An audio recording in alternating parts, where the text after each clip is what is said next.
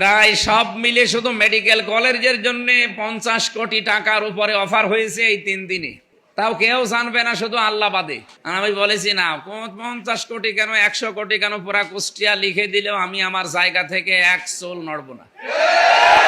কারণ এই 5 বছর যদি দায়িত্বে থাকি, 5টা টাকা যেন না বাড়ে, সেই রকম ভাবে চলতে চাই।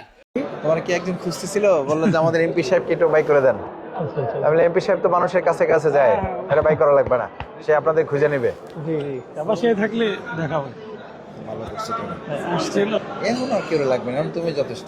আসলে ভালো হবে। কাফা বিল্লাহি ওয়াকিল। আমার সাথে রাগ নাকি ভাই? কি বলো, অবশ্যই আসছে। তোমাকে অনেক ভালোবাসি। ভালো করবা। আসলে না।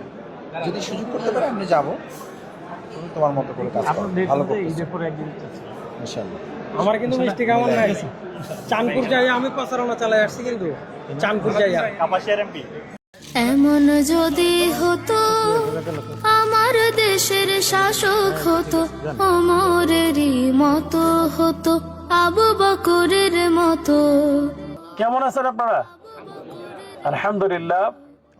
আমি শুধু দোয়া চাইবো, যারা সহযোগিতা করেছেন আল্লাহ তাআলা তাদের এই সহযোগিতাকে কবুল করে নেন।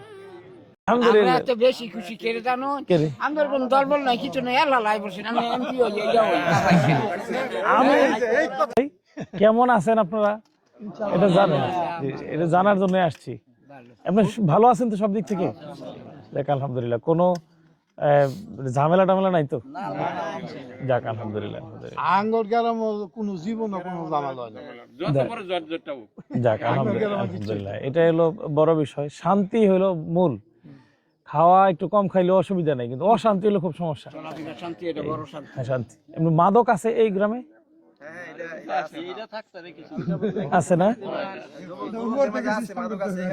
হ্যাঁ, মাদক যেটাকে বলে যে ইয়াবা, ফেন্সিডিল, তারপরে এই অন্যান্য নেশা, গাঁজা, এগুলা হলো নিষেধ। হ্যাঁ, এইগুলা আমরা সমাজ থেকে দূর করব ইনশাল্লাহ। এই যে এই ক্ষেত্রে আপনাদের সহযোগিতা লাগবে। আমরা দেখা যায় পুলিশ টুলিশ পাঠাইলে বা পুলিশ আসলে ওদেরকে খুঁজে পাওয়া যায় না। এমনি খুব পাওয়া যায়, কিন্তু পুলিশ আইলে আর খবর পাওয়া যায় না। আমরা মাদক যদি দূর করতে পারি, অনেক ছেলে মেয়ে ভালো হয়ে যাবে।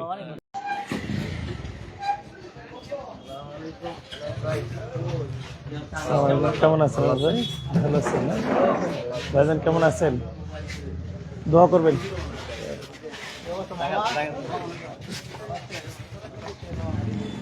আসসালামু আলাইকুম, কেমন আছেন? আসসালামু আলাইকুম। দোয়া করবেন। ভালো আছেন না? কেমন আছেন? অসুখ না? দোয়া করে আল্লাহ সুস্থ করুক, আমাদের জন্য দোয়া করবেন। আমাদের জন্য অনেক দোয়া করছে তারা। আসসালামু আলাইকুম, কেমন আছেন? ভালো আছেন না? ইনশাআল্লাহ। আসসালামু আলাইকুম, কেমন আছেন? আলহামদুলিল্লাহ, ভালো আছেন না? দোয়া করবেন। কি অবস্থা স্যার, কেমন আছেন? ভালো আছেন না? দোয়া করবেন। আসসালামু আলাইকুম রহমতুল্লাহ। সুপ্রিয় দর্শক, আপনারা ভিডিওর শুরুতে দেখলেন যে জামাতে ইসলামের একজন এমপি, বাংলাদেশ ইসলামী ছাত্র শিবিরের সাবেক সভাপতি, তিনি এমপি হওয়ার পর তার নিজের এলাকায় ঘুরে বেড়াচ্ছেন এবং জনগণের খোঁজখবর নিচ্ছেন। তো অপরদিকে বিএমপি থেকে যারা এমপি হয়েছে তারা কিন্তু এরকম করতেছে না, তাদেরকে খুঁজেই পাওয়া যাচ্ছে না। তো এই বিষয় নিয়ে আপনাদের একটা লেখা পড়ে শোনাতে চাই। আপনারা এই পাশে দেখতে পাচ্ছেন স্ক্রিনশটটা, আমি একটু পড়ে শোনাই। সকালে এমপির বাড়িতে পুলিশ আসছে এমপির সাথে বিশেষ কোনো কাজে। পুলিশ এসে দেখে এমপি সাহেব জমিতে সার দিতে গেছে। আর এমন ঘটনা ঘটিয়েছেন মোহাম্মদ আব্দুল ওয়ারেস নামের এক এমপি, যিনি গাইবান্ধা 5 সাঘাটা ফুলছড়ি সংসদীয় আসন থেকে জামাতের মনোনীত নির্বাচিত সংসদ সদস্য। এমন সহজ সরল স্বভাবের মানুষ এমপি হিসাবে যারা পেয়েছেন তারা সত্যিই ভাগ্যবান। আল্লাহ পাক ওনাকে সম্মানের সহিত তার দায়িত্ব পালন করার তৌফিক দান করুন, আমিন। তো আপনারা জানেন যে এমপির সাথে পুলিশের কাজ কাম থাকে।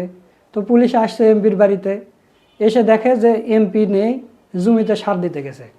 চিন্তা করতে পারেন, ভিপি নুরুল হক নূর প্রতিমন্ত্রী হয়েছে, তাই তার ভাবে থাকা যাচ্ছে না, তার অবস্থা সেই রকম হয়ে গেছে। আর জামাতে ইসলামের এমপি জমিতে সার দিতে গেছে। তো এই বিষয়ে আমার একটা কথা মনে পড়লো, সেটা হলো যে দাউদ আলাইহিস সালামের জামানায় দাউদ আলাইহিস সালাম নবীও ছিলেন এবং শাসকও ছিলেন। তো তিনি ওই রাতের বেলা ঘুরে বেড়াতেন, জনগণের থেকে শুনতেন যে আপনাদের শাসক কেমন। তো ওই সময় একজন ফেরেশতা মানুষরূপী হয়ে এসে তো ওই ফেরেশতাকে জিজ্ঞেস করেছে দাউদ আলাইহিস সালাম যে তোমাদের কেমন, তোমাদের নবী দাউদ আলাইহিস সালাম শাসক হিসাবে কেমন। তো বলতেছে যে না, শাসক হিসাবে ভালো আছে, তবে তিনি যে বাইতুল মাল থেকে টাকা গ্রহণ করে তার সংসার চালায়, এটা যদি সে না নিয়ে যদি নিজে নিজে উপার্জন করত তাহলে এটা মনে হয় সবচাইতে ভালো হতো। তখন দাউদ নবী চিন্তা করলো, ঠিকই তো, আমি কেন রাষ্ট্রের টাকা খাবো, আল্লাহ তাআলা আমাকে শক্তি দিয়েছে, আমাকে জ্ঞান দিয়েছে। তখন আল্লাহ তাআলার কাছে দোয়া করলেন, হে আল্লাহ আমাকে একটা কর্মের ব্যবস্থা করে দেন। তখন আল্লাহ তাআলা লোহাকে অনুগত করে দিল, যে দাউদ আলাইহিস সালাম লোহা ধরলে এরকম পানির মতো গলে যেত, তিনি যুদ্ধের অস্ত্র বানাতেন। তো এরকমভাবে জামাতে ইসলামের এমপিরাও দেখেন জমিতে সার দিতে গেছে, পুলিশ এসে খুঁজতেছে, জমিতে সার দিতে গেছে, চিন্তা করতে পারেন। তো দর্শক, জামাতে ইসলামের যে যে এলাকায় এমপি হয়েছে তারা সবাই খুশি হয়েছে এবং ওই এলাকার জনগণ বলতেছে যে আমরা তো খোলাফায়ে রাশিদিনের শাসন আমল দেখিনি, তবে আমরা মনে হয় সেরকম আমল দেখতে যাচ্ছি আমাদের এলাকায়। আর যে এলাকায় জামাতে ইসলামের এমপি হতে পারেনি সে এলাকার জনগণ আক্ষেপ করে বলতেছে যে আমাদের এলাকায় যদি জামাতের এমপি হতো তাহলে আমাদের কতই না ভালো হতো। তো দর্শক, এই বিষয় নিয়ে গুরুত্বপূর্ণ আলোচনা করছেন আমাদের বড় ভাই মোহাম্মদ সুলাইমান। তো চলুন আমরা তার ভিডিওটা একটু দেখে আসি। জামাত এমপিদের ব্যর্থ করে দিতে বিএনপি সরকার ষড়যন্ত্র করছে। দেখেন, এখানে মাত্র এই 15 দিন হতে না হতেই সবকিছু স্পষ্ট হয়ে গিয়েছে যে জামাত এমপিরা কি আর বিএনপি এমপিরা কি। জামাত এমপিদের দেখে মানুষ সেই খোলাফায়ে রাশেদার যুগের কথা স্মরণ করছে। এটা বিরল, এটা পৃথিবীতে বিরল, নট অনলি ইন বাংলাদেশ। বাংলাদেশে তো অসম্ভব যে এমপি সে মানুষের দ্বারে দ্বারে যাচ্ছে। একজন এমপি আরেকজন এমপিকে বলছে, কাপাসিয়ার এমপি বাউফলের এমপির সাথে আলাপ করছে, জামাতের এমপি দুইজনেই, শফিকুল ইসলাম মাসুদ আর সালাউদ্দিন আইয়ুবী, বলছে যে বাউফলের একজনে তোমার সাথে দেখা করতে চেয়েছে। বলছে কাপাসিয়ার মানে কাপাসিয়ার একজনে, যে ঠিক আছে আমি খুঁজে বের করবো। মানুষের দ্বারে দ্বারে যাচ্ছে, রাতের আধারে যাচ্ছে, সাইকেল চালিয়ে যাচ্ছে, মানুষের কথা শুনছে, মানুষের সাথে পরিচিত হচ্ছে এমপি হওয়ার পর, যে কাকা ভাই দাদা আমি এমপি। বাজারে যাচ্ছে, তারপরে যারা সবজি দোকানদার বা বাজার করতে যারা এসেছে তারা লাভ দিয়ে উঠছে, এমপি তুমি। মানে এটা অকল্পনীয় যে এমপি এরকম আমাদের কাছে আসবে পরিচিত হতে, অথচ এমপি মানে তাকে দেখতে মানুষ রাস্তার পাশে দাঁড়িয়ে, ওই যে দেখ এমপি যায়, একটু গাড়ির ফাঁকা থাকে যদি দেখতে পারে ওই যে এমপি যায়, বাচ্চাদের দেখায়। আর এখনকার কি জামাতের এমপিরা তারা আসে মানুষের কাছে। এটা তো সেই খোলাফায়ে রাশেদার যুগ। জামাত এমপিরা যে আসলে অসাধারণ কিছু, এটা তো স্বাভাবিক যে কোনো এমপি নয়, এটা বিএনপি সরকার টের পেয়েছে। এবং এই 68 জন এমপির যে কার্যক্রম, সাথে এনসিপিরও আছে, এটা দেখে পুরো বাকি আসনের জনগণ আক্ষেপ করবে, ইস আমাদের এমপি যদি এরকম হতো, আমরা যদি জামাতের এমপি বানাতে পারতাম তাহলে তো এরকমই হতো। এলাকার মেম্বার থেকে আমরা যে প্রত্যাশা করি যে মেম্বার ঘরে আসবে চা খাবে, এখন দেখি এমপি সেটা। যার জ্বালা, কার কি লাগবে বলেন, আমি দেব। আবার এমপি কিসের দুর্নীতি, একটা টাকা তার বাড়বে না, গরিব গরিবই থাকবে। আবার এমপি পুলিশ রাষ্ট্রীয় কাজে তার বাসায় যায়, যে স্যার একটা কাজ আছে, এই বাসায় যে দেখে যে এমপি জমিতে সার দিতে গেছে, নিজের জমিতে সার দিতে গেছে। এটা সত্য ঘটনা, এটা কোনো বানোয়াট ঘটনা নয়। আপনি চিন্তা করেছেন? এবং এই এমপির এলাকায় যত অনিয়ম আছে, সরকারি হাসপাতাল থেকে শুরু করে যত জায়গায় অনিয়ম আছে, চাঁদাবাজি, সবকিছু দূর করে একটা সমৃদ্ধ এলাকা গঠনের উদ্যোগ নিয়েছে জামাতের এমপিরা।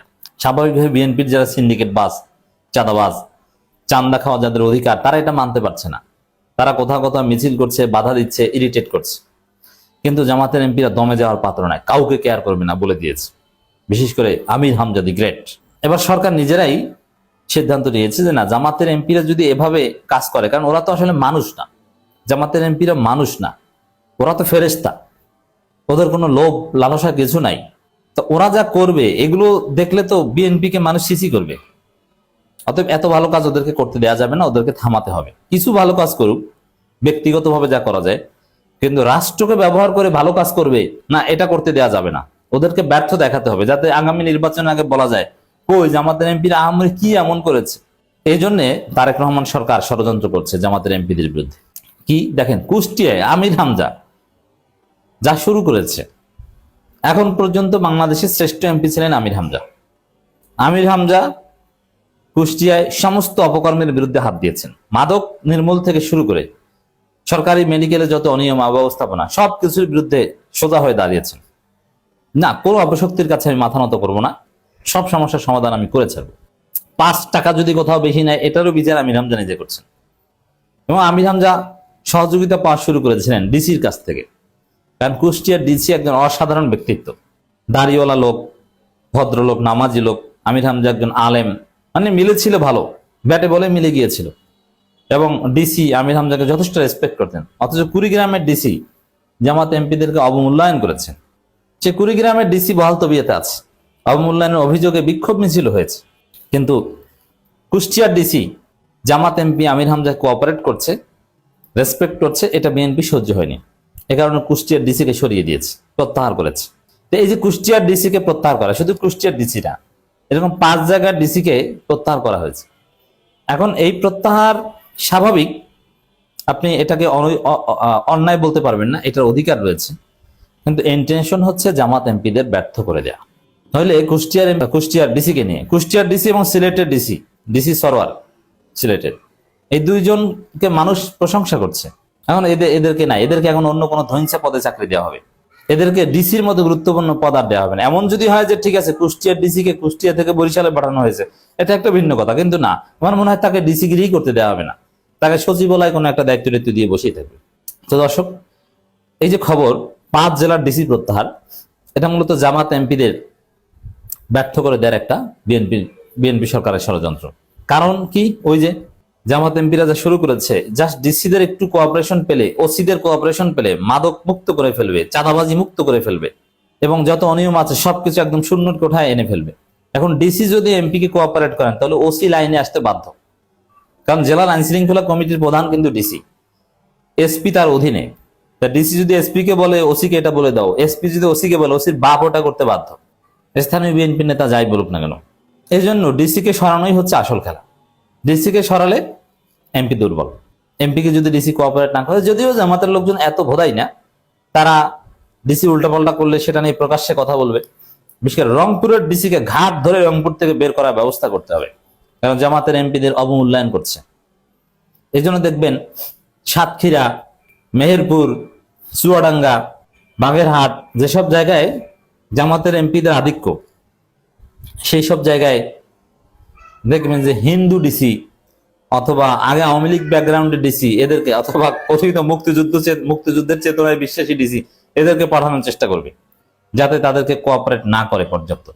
এটা বিএনপি নিজের পায়ে নিজে কুড়াল মারছে, এটা আত্মঘাতী সিদ্ধান্ত। প্রতিপক্ষ দলের এমপিদের ব্যর্থ করে দেওয়ার চেষ্টা এটা সরকার করতে পারে না। সুযোগ দেওয়া উচিত, যে এমপি যত পারে ভালো কাজ করুক, কিন্তু না, বিএনপি সরকার উল্টো পথে হাঁটছে। আমরা এর প্রতিবাদ জানিয়ে রাখলাম। দর্শক, দেশের 5 জেলায় জেলা প্রশাসক, ডিসি ও জেলা ম্যাজিস্ট্রেট প্রত্যাহার করে প্রজ্ঞাপন জারি করা হয়েছে।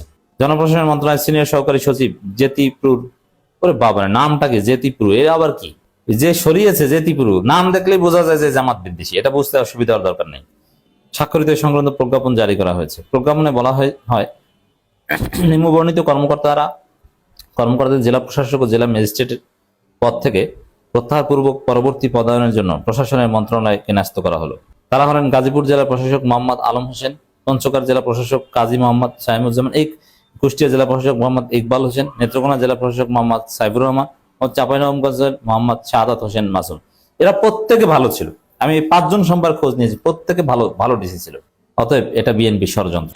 সুপ্রিয় দর্শক, আপনারা সোলাইমান ভাইয়ের ভিডিও সহ পুরো ভিডিওটা দেখলেন। তো আজকের ভিডিওটা আপনাদের কাছে কেমন লেগেছে? যদি ভালো লাগে ভিডিওটা শেয়ার করবেন। সকলকে ধন্যবাদ। আসসালামু আলাইকুম ওয়া রাহমাতুল্লাহ।